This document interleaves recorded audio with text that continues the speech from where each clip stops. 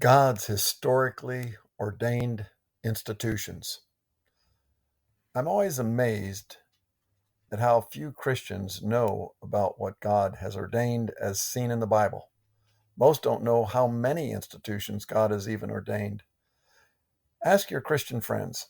Some will say one or two, and others may say 10 or 20, etc. How many do you think? Well, there are three and only three. That's interesting to think about.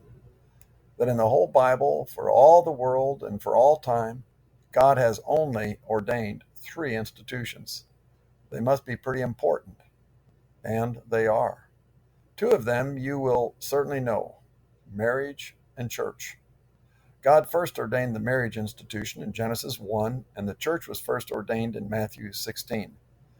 In the Bible, the marriage institution, the family dynasty, was God's only ruling institution in the world until the book of Exodus happened. The church did not start until Pentecost in Acts 2 through Revelation. Now, the third institution that most never think about in the Bible, which God ordained, was civil government, the state. How important do you think the state institution is to God? God had most of the Bible, Exodus to Acts, written in the context of and about the state institution.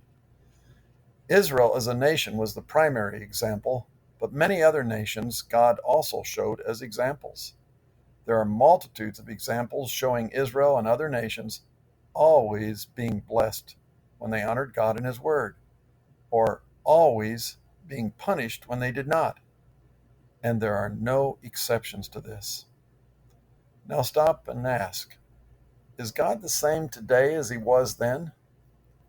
Jesus is God, and the Bible says Jesus Christ is the same yesterday, today, and forever. Hebrews 13:8. So what does that mean?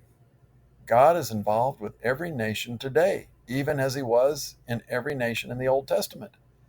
So how is God involved then and therefore today? God is either blessing or oppressing every nation today, depending on how much that nation honors Him and His Word, or how much that nation dishonors Him and His Word. Specifically, God blessed or cursed, Deuteronomy 28, every nation depending on how much they kept or did not keep His moral law, His 10 commandments, statutes, and judgments.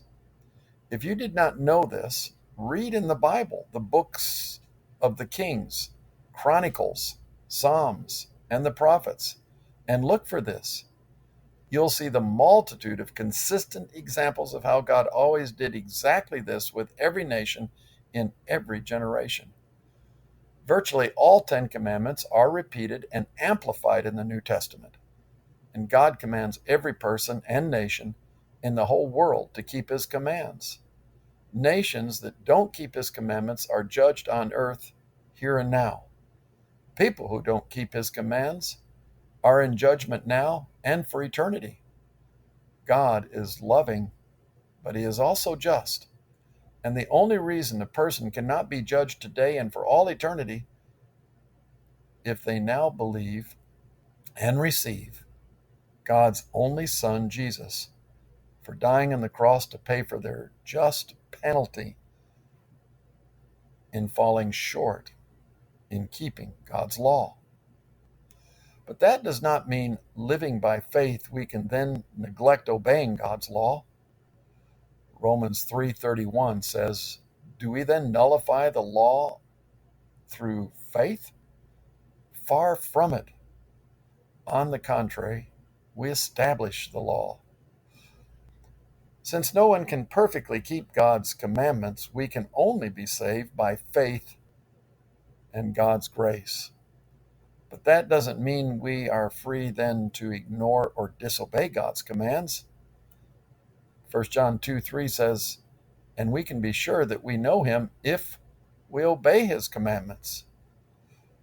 2 John 1:6 says, "Loving God means keeping His commandments, and His commandments are not burdensome." That's in 1 John 5:3. And in 2 John 1:6, and this is love, that we walk according to his commandments. And then in Revelation 14:12 it says, here is the perseverance of the saints who keep the commandments of God and their faith in Jesus. Don't be misled.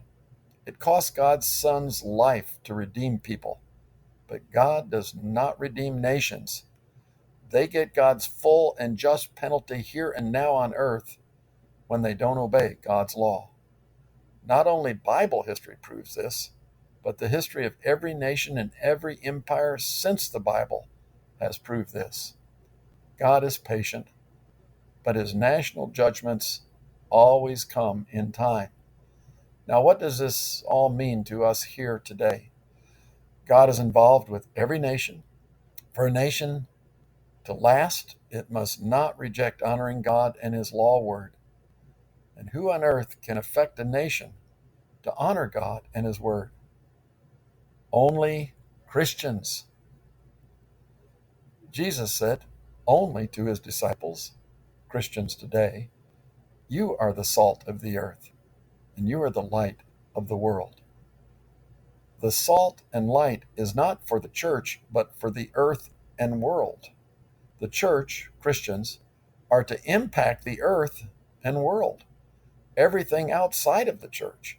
And that leaves only two other of God's institutions in the world to impact: family and government.